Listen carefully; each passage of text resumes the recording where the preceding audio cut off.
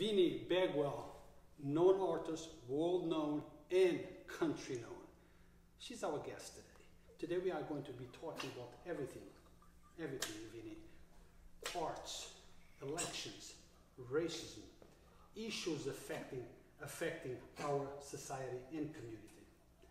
Let's start with the arts. Tell us what is arts to you, how important it is, form of expression. Tell us anything that you think it's important. I am a public artist, which is a little different than a curatorial artist. I create art for public places, statues, memorials, things like that, monuments. I also focus on representing marginalized people, people of color, women, that sort of thing. Now, when you say marginalized, what do you mean exactly? People who have been left out of storytelling in this country. Out of the storytelling. People that maybe did not have as much options as other groups. Is that what you're talking about? You could say that. Yeah. You think it has anything to do with race, with the color that covers our flesh?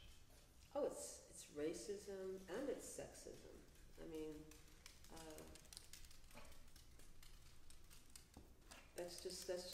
that's American culture, and so as we grow in time, this is a very unusual time. 2020, we're in the middle of a pandemic. It's the year of the woman. Last year was the 400th anniversary of slavery, and so we've had the protests that have been going on internationally, since George Floyd. And so a tremendous amount of attention has been given to public art and what it means to the community at large. Now, what about if we come down to Yonkers? Do you feel the same way, or this marginalization that you're talking about is something of the past, or is that still very much in the present? In Yonkers? Yonkers and in general. Yonkers has given some attention to public art. Ella Fitzgerald was probably the first public art project that the city did that was in modern times. That was 1995, which is 24 years ago. And at that time, there weren't a lot of contemporary pieces. Everything was war heroes and dead presidents. And so, I was someone who brought that to their attention and said, you should do something that's more contemporary. Why not Ella Fitzgerald? Because she's from here. Since then, Yonkers has realized the power of public art, particularly for the revitalization of the downtown waterfront district. And so, we began to see other kinds of installations. So you have the stone metal, you have the sculptures along the Esplanade, you've got the sculptures over by the Science Barge, you have the 5-star, Gold Star Mother, and all these things are to either beautify or to represent, our local history. There's still a lot of room to do more, but we also have Richard Haas, the murals, again, which represents Yonkers history. So there's plenty of room to do more, but Yonkers is growing in terms of becoming more cultural, in that we have galleries now in the downtown waterfront. There are art events, and we're becoming very vibrant because of the arts impact on the downtown waterfront growth. And this is because of the support that that the current mayor is giving to the arts in Europe? Absolutely. He's a great advocate for the arts. He's been supporting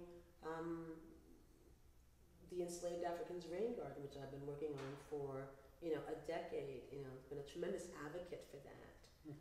And so yes, I have to give him kudos for caring about art and culture for the downtown waterfront. Absolutely.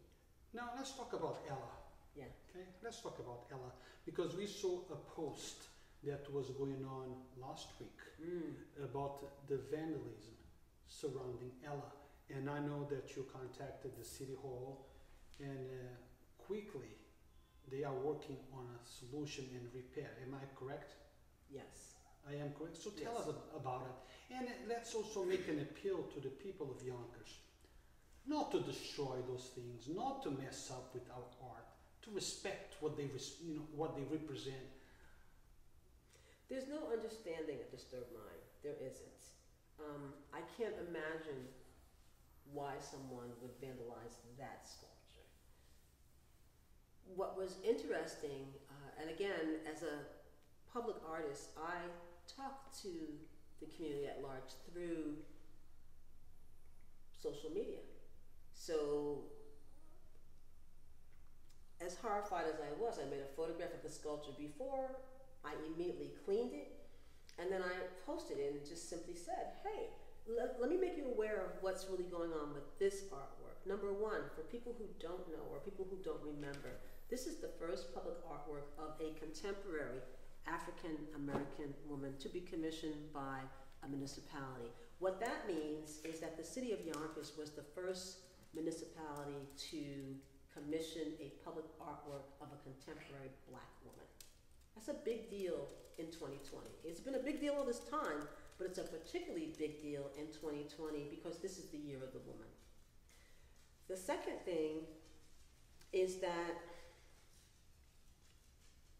people love that sculpture. I mean, I can't tell you how many people tell me how much they love that sculpture. When they find out that I made that sculpture, oh, I love that sculpture.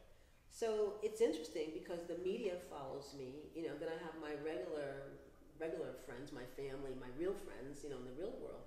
But people are very, very caring about that artwork. So there was even now, people are still commenting and still, expressing their horror, their sadness, their anger about someone attacking that artwork. And I think that's a phenomenal thing because it lets me know that the artwork has gravity, that it has meaning to the community at large, that people care about it. And that's the whole purpose of my work. But Vinnie, we care about other things as well. And I'm concerned with the vandalism on your artwork, and I would be concerned with, and I am concerned with vandalism everywhere. Mm-hmm. I think that regardless of what is it that those guys are vandalizing, that needs to stop. It doesn't matter if it's an artwork, a scooter, a bicycle, a storefront, somebody's car, a window. We need to ask the people of Yonkers, those that are involved in that's not the way to express our frustration. Civility. I'm talking about civility. Civility is something that can be taught. Example, I lived in the city of Columbia, which is the #1 safest place in the country. Yonkers is #2, which is interesting to me. In Columbia, Maryland, they teach civility in the public schools. If you Google Columbia, Maryland and civility, there's a whole curriculum that comes up. And I think that if it's not being taught at home, it's something that the Yonkers schools could integrate into the curriculum to teach from kindergarten up that this is what it means to be a civilized member of a community. This is what it means to be a resident. You don't litter. Like there, they teach in kindergarten, you don't litter, you don't throw garbage on the ground. I just came in front of my house and somebody poured trash on the street. I'm like, why would you do that? That's just so not nice. And so that's something that has to be taught, and you can't assume that people are learning it at home. Now, I know about something else that might be coming up for you, that you've been commissioned or might be about to be commissioned somewhere upstate. Montgomery? Yes? Yes. Tell us about it, because I think lots of people, I did not know about this until you and I spoke, okay? And I am sure that lots of other folks in Yonkers have no idea, especially the black community. Yes. We don't know what that is about. We don't know nothing about it. Tell us about that commission. Tell us about what's going to be, might be going to do there, and tell us about that burial ground. Okay, so first let me digress. Yes. Here in Yonkers, eons ago, in the early 2000s, at that time, Majority Leader Patricia McDowell asked at an exhibition at Phillips Manor Hall, where are the enslaved Africans buried? And no one had an answer. There are a lot of places, let's just talk about Westchester. There are a lot of places in Westchester where they know where their buried are. Like in Irvington, they know where their buried people are. They're under a building, okay? They can't move the building, but they know that they're there. We got Harrison. I mean, there are a lot of places in Westchester that know where their enslaved Africans are buried, but a lot of places have no idea. These are the people who built the foundation for the Empire State. Let's just stay here at home. In Montgomery, New York, which is Orange County, which is 15 minutes, get down. They're 15 minutes above Woodbury Commons, even though to put it on the map. On a rural road, there's a truck stop, U-turn. And off of that, there is a woods. And on the fringe of the woods, there are 171 children buried. When I say children, I don't mean little kids. I'm talking about middle school age. Teenagers? High school, yeah, okay. This German landowner, Skyen, whatever you want to call him, enslaved these children and pretty much, obviously, worked them to death. Montgomery has known about this since the 90s. They made it a historic landmark in 1995. And since then, not much has been done. It's pretty pristine. The beauty of this place is because this is New York and not Virginia, there's not a whole lot of underbrush. So you can just walk all through that woods because there's no, like weeds and stuff. It's clean pretty much. The forest ground is clean. And in 1995, when they did the historic landmark preservation process, they put these white poles to mark. So when you go there, you see all these white poles, and you're just like, oh my goodness. And the first impact for me was, why are they so close together? This is how I found out that they were youth. And so the concern is, well, two things. Number one, you've got the desire to dignify these people. And the second thing is historic preservation.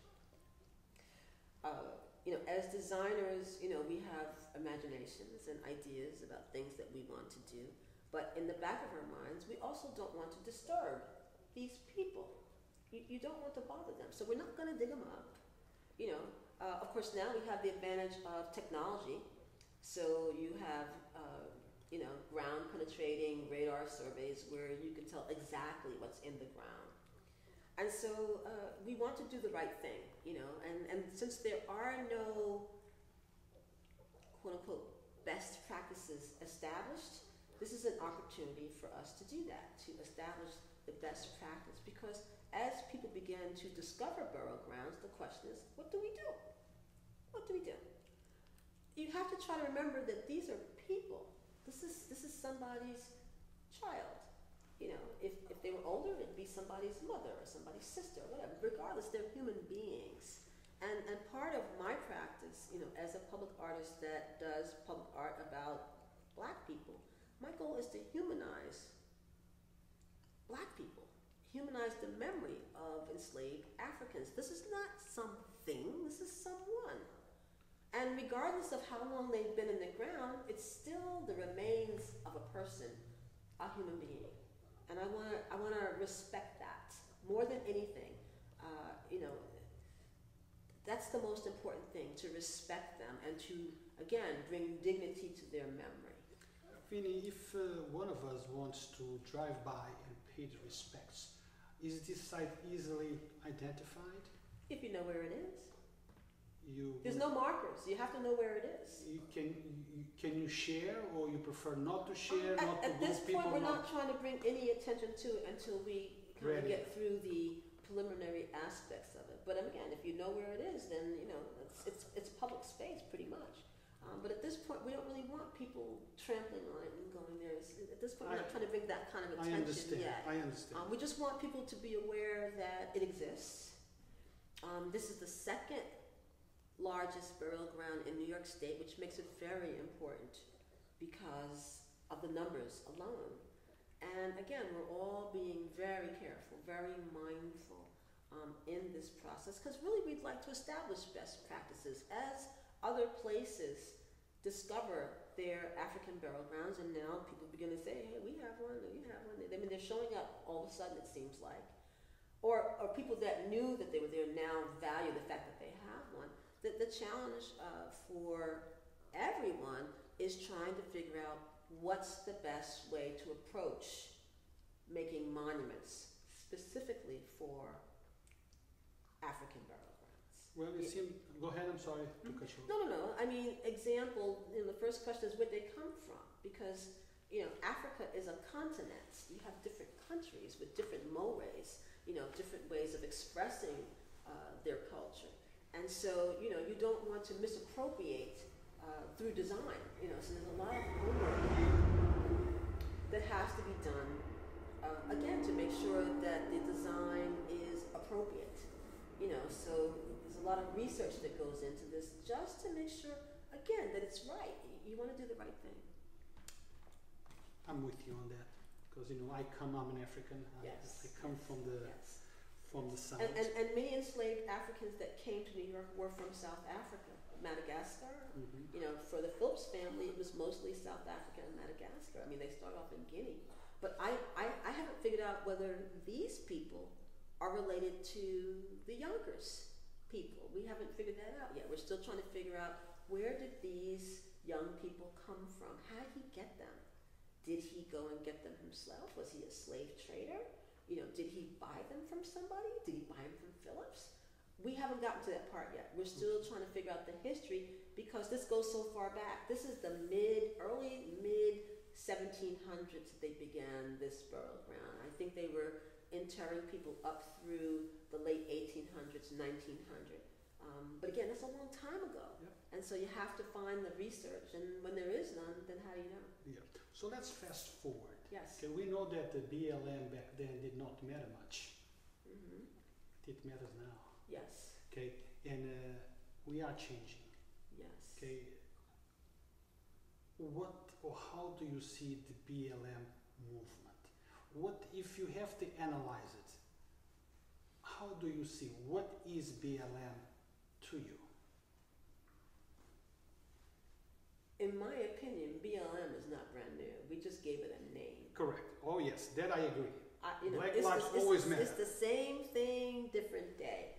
We now have a catchphrase. Yes, we brand it. Now we have a brand. Thank you. Exactly. I mean,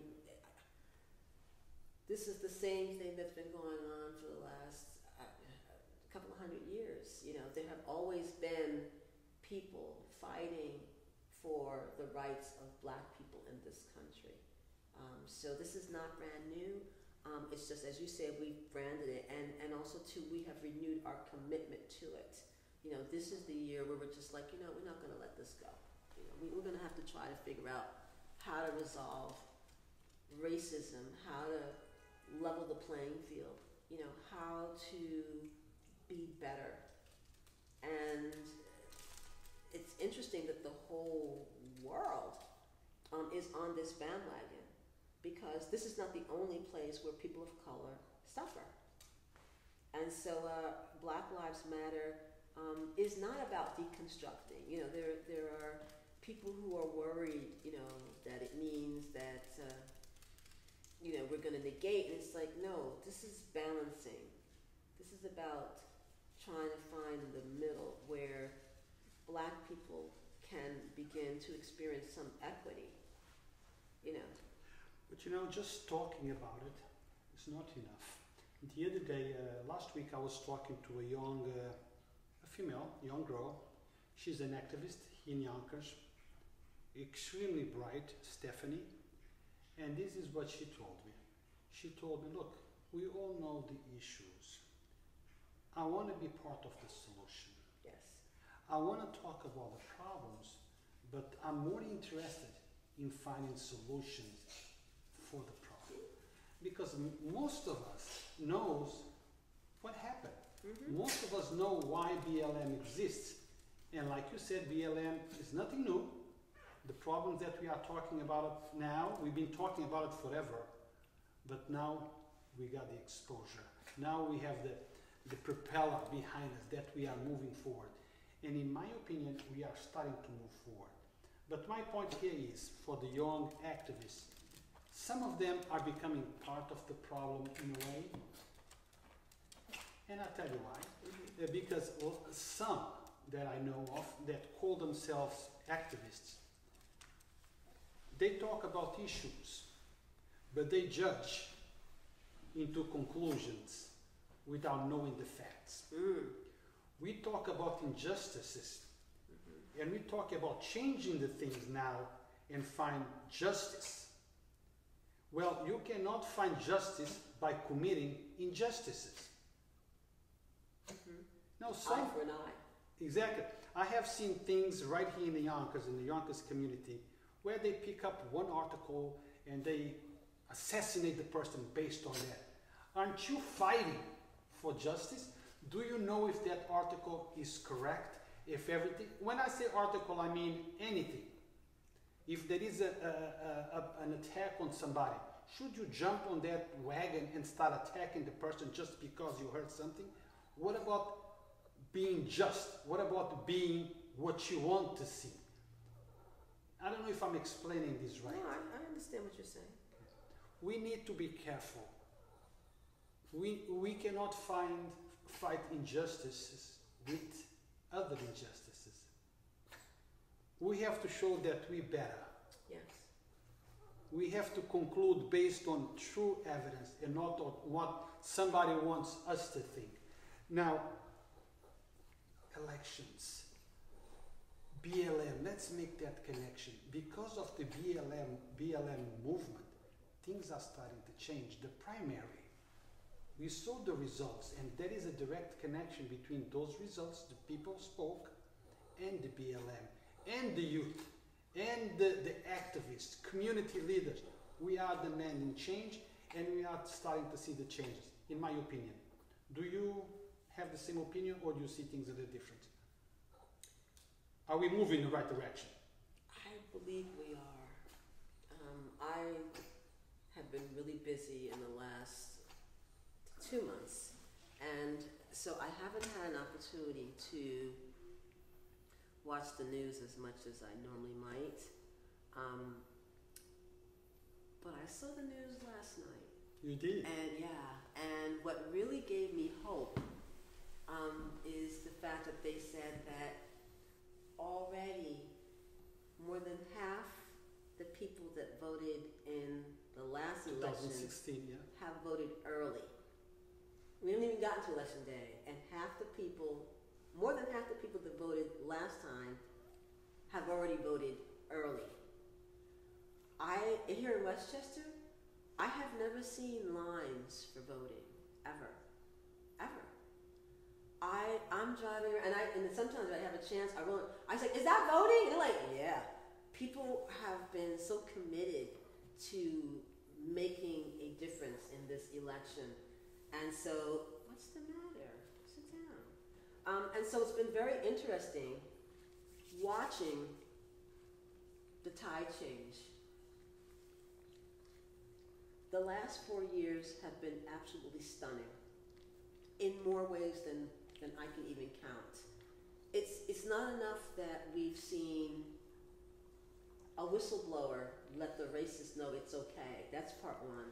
There are so many more reasons to vote against the current leadership besides racism. I mean, a bunch of reasons. But the point of it is that a lot of people who normally might not care, might not come out, have decided that they want to make a difference. And that is encouraging. And you know, Vinny and guys, if you do come out and vote, if you cast that vote, you are making a difference. Your vote counts, your vote matters. Remember that no candidate elects himself to power. People elect them. And if you don't vote for your candidate, whoever that candidate is, if you don't vote for that candidate, you are actually voting for the one that you oppose. You hear a lot of people, not a lot, but you hear some people say, you know, it's a choice between the devil and the deep blue sea. And it's like, well, that's a matter of perspective, but to not do anything is irresponsible. It's just irresponsible. Make a decision, make a choice, and let the chips fall where they may. But you can't. You know, it's like driving in a car and deciding to take your hands off the wheel and close your eyes and see if you go where you want to go. Mm-hmm. It's like, no, you have to take the wheel and drive.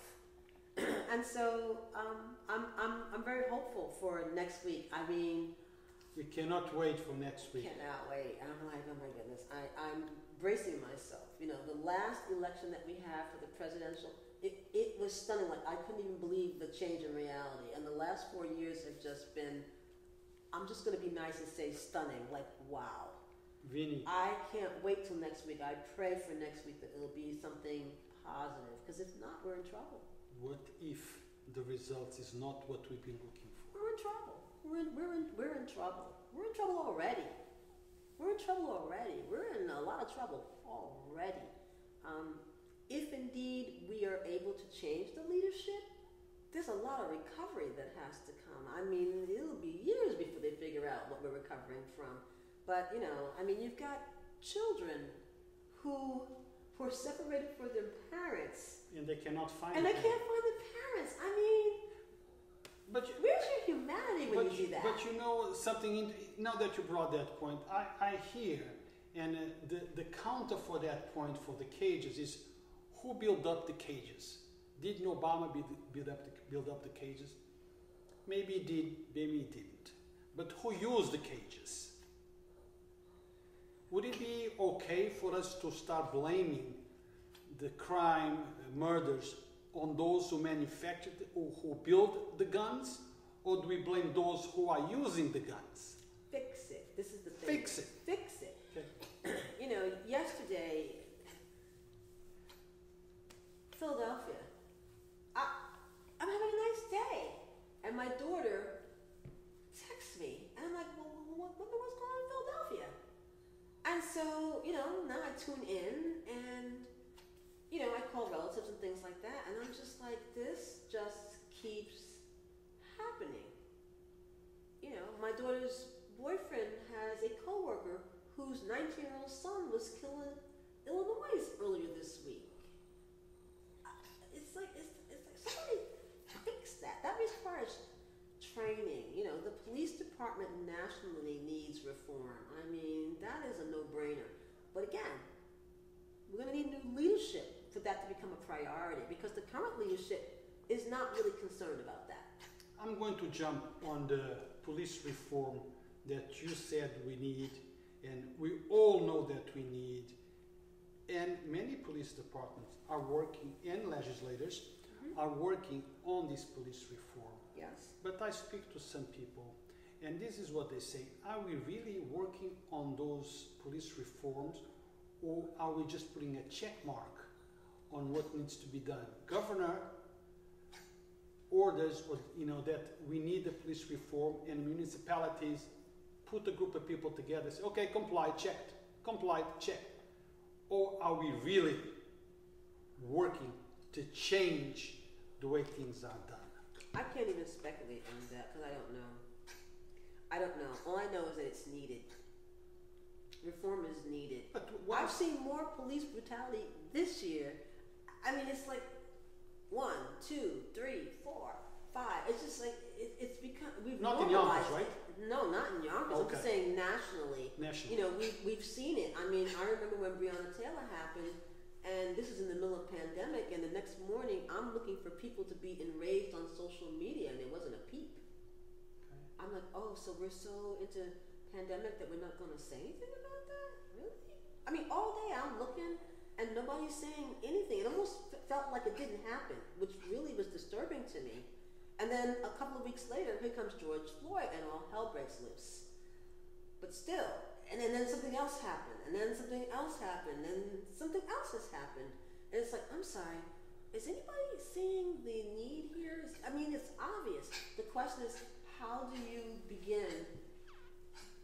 how do you begin to reform in a country? It's not just like it's just, one city.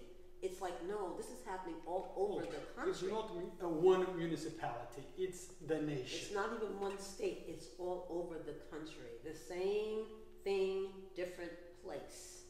And it's obvious that somebody has to get together with the whole nation to come with, in my opinion, I think a uniform reform might be helpful, but then that might not work, everywhere. But some conversations need to happen because people are losing their lives. This is destroying families. This is hurting people. And then the spectators, we're just sitting here horrified because now we got to have chats with our children, our grandchildren, our husbands, our brothers, and say, you have to be careful while driving black. It's like flip that. Flip that. Anybody else flip that. What if you had to be careful while driving Jewish again? What if you had to be, it's like, privilege is when it's not a problem until it's happening to you. Defund the police. I don't know about that. No, I'm not saying, neither do I, and when I hear the term defund the police, what I understand. I'm saying reform. Yes, to me, when I hear the word defund, I'm putting defund equals reform, okay? Not defunding, because we cannot defund the police. Yeah. I think the wrong term was used to express reform, but I think that people should understand that when they say defund, what they actually mean is, look, we don't need to militarize our police department. Our police department does not need helicopters. This is just a figure way of speech, just an example. We don't need certain type of equipment. The money that goes to that equipment could be used for a drug prevention, crime prevention, educate the youth in other areas. That's what I hear when I hear the word defund. I don't take it. But I don't think everybody hears that. Yeah, so we need to clarify what do we actually need. We should use the term that is correct. Reform, but not defund. Still, you need leadership for that. We don't have leadership right now. We don't have good leadership right now. So if you don't have good leadership on a national level, then now you bring it back down to the states. In New York, we happen to have fantastic, phenomenal leadership. I mean, Governor Cuomo is handling it. But in other places, they're not as lucky. And so again, the challenge is trying to figure out how to come up with some plan for every place. Every place is not New York, okay? It's just not. And it's never gonna be. But it doesn't mean that the leadership can't be equally sensitive, equally conscientious, equally proactive to protect people. That's what the police is supposed to be for. When you call the police, you're thinking somebody's coming to help you. When black people call the police, we gotta be concerned. You have to think twice before you call the police. Okay. When they show up, you have to stop and think for a second. Do I have it proper? My daughter's boyfriend got stopped for one thing, and the cop let him go, whatever, and he needed something out of his trunk, and my daughter's like, "Where are you going? Are you crazy?" And the cop was like, "What are you doing?" He's like, "I'm just getting something out of my trunk." No, get back in your car. But you have to be, when you're black, you have to be careful, you have to be mindful, and even when you are, you could still lose your life.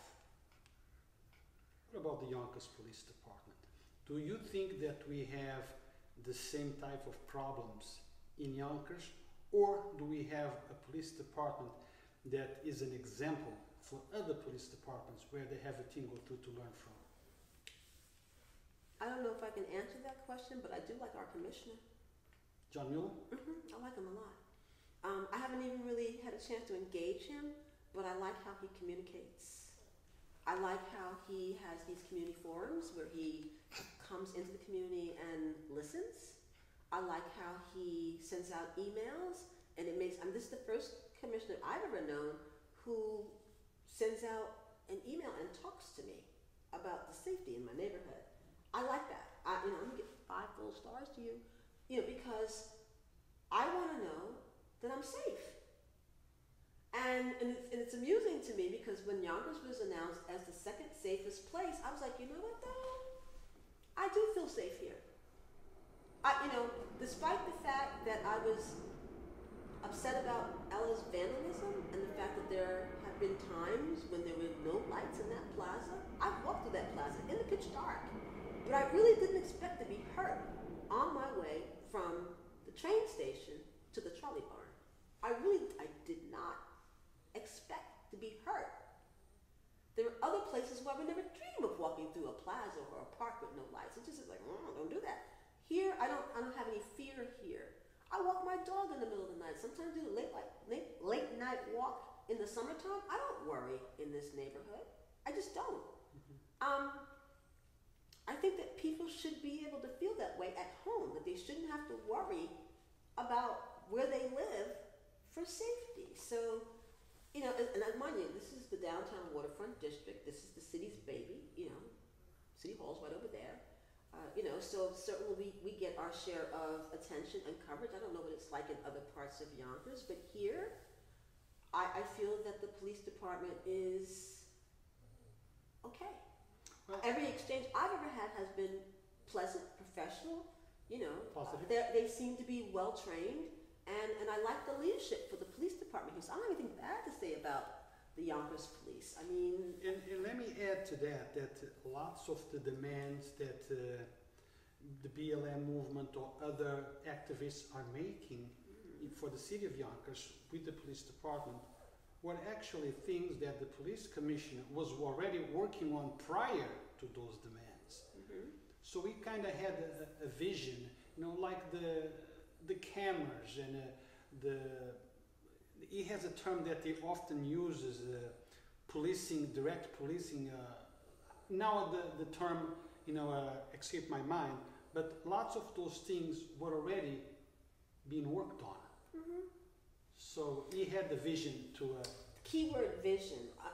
White Plains, that's another place where I think that the police department is extraordinary. They seem so very well trained. I mean, every encounter that I've ever witnessed or seen, I'm just like, I like the White Plains Police Department. I do. That's what a well-trained police officer looks like. That's how they talk. That's how they act. God, I wish they all were that way. And I'm talking about simple things like, you're on a stop sign and a policeman pulls you over. It's like, I'm sorry, there was a stop sign? For real? I didn't see it. It's the way people handle people. It's like, I'm not a criminal just because I ran a stop sign. You don't have to talk to me in a tone like, I made a mistake. Yep. I'm sorry. Yes, by all means, fine me. I'll take the punishment, but you don't have to degrade me in that process. And this is something that Commissioner Mueller, in our conversation that we have once in a while, told me, and I have heard him on many speeches. He tells his officers, handle the people on the street the same way you would like your father, your mother, your uncle, grandfather to be handled on the street. Yes. The job is tough, no doubt. Yes. But there is no need to disrespect or talk to the community in a certain way that can escalate. Our police department should be always ready to de-escalate. Yes. Do your job. Yes. No doubt. Like you said, fine me, but you don't need to do A, B, and C. And see, and in this city, we've got a very diverse socioeconomic demographic. So, you have to kind of adjust yourself based on where you are and with whom you're dealing. But again, at the baseline, you can still be civilized. Yes.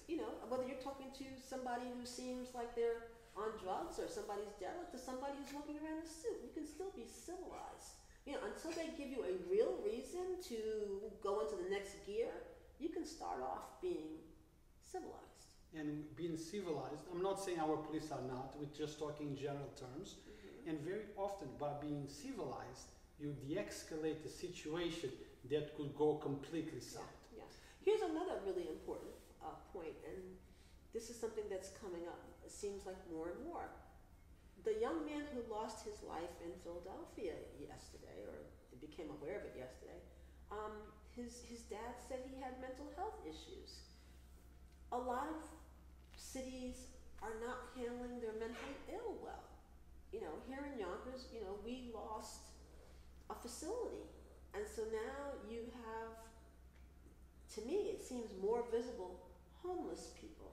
People who have, I'm just going to say, extracurricular concerns. And so the police have to be concerned about that too, that everybody is not okay mentally. That people oftentimes are going through things. Even people who aren't certified mentally ill. This is a very stressful time for all of us, okay? We're all going through pandemic, you know. For many people going through financial issues, just regular family issues, stuff, just life stuff. So you have to be mindful that sometimes people are on the edge for extraneous variables. It's not just because you're a policeman, you know, and you know they're barking at you, whatever the case may be. Sometimes people have other stuff going on. The police could still be trained to sit in their center and be professional. And professional doesn't mean you get to batter somebody or kill them. I agree. Well, Vinnie, we have to conclude this interview. Thank you. Sooner or later. The conversation is great. I wish we would talk more often. But we're going to end up this with the election. Even though we already spoke, but we need to talk more and more about voting. We need to talk about people. You need to come out and vote. Please help me. You gotta vote. Yeah, please help me motivate. About the voting, first of all, let me tell you something. I voted yesterday morning over at the Yonkers Riverfront Library. It reminded me of the first time I went through Easy Pass. It was so pleasant. You know, other places they got lines out the door, up the street, around the corner, and in Yonkers it was so easy. I came out of there in like 20 minutes, and I stopped before I went in the rain. I said, thank you, God, and my guardian and everybody in heaven for making that easy, because I was feeling anxious about having to wait. I was intending to wait. I was prepared to wait. But the fact that I didn't have to just made me feel like, wee, and I'm like, make a plan. Make a plan. And guys, go vote. Yes, go vote. And if you are one of those guys that because of health or physical incapability, you cannot go and take a bus to vote, Top Class Limousine located on Ashburton Avenue, they are offering free rides. The only thing they ask is that you make a call and set up an appointment. Don't call now and say, listen, I want to go vote in an hour. No, tell them, look, I need to go vote. When can you pick me up? And then make yourself available for when they come and pick you up. Tomorrow, I'm picking up one or two of our members on Yonkers Voice and bring them to the library to vote. So we're helping everybody. Here's one other important thing too. At the, I don't know about every place else, but at the Yonkers Library, they're giving old people priority. Yes. So I didn't have to stand the rain yesterday. You're not old, Vinnie? No, well, hey, I'm over 60. The point of it is that they came out and said, anybody over 60, please. I was so happy to be old. It was like, thank you. So I'm just simply saying for the elders, you know, who are concerned about having to stand, or, you know, you got inclement weather now, it's going to get colder. It's like they're giving elders priority. Don't let that stop you. Thank you for reminding me that. Yes. Now there is one line for the general population to go vote, and they have another line for the guys that are a little older. But if you have an incapacity, you know, you cannot walk, you're on a wheelchair, they give you the top priority. You go right in. There is a little atrium where you sit down, you wait until, you know, in a chair until it's your time to come up. So this is what civility looks like. There you go. So no excuses not to vote. You know, you guys know that I'm not too much in line with someone, but right now I don't care who you vote for. Just make sure that you come out and vote. Yes. Thank you, Vinnie. Thank you. you. And until next time, thank you for watching, guys.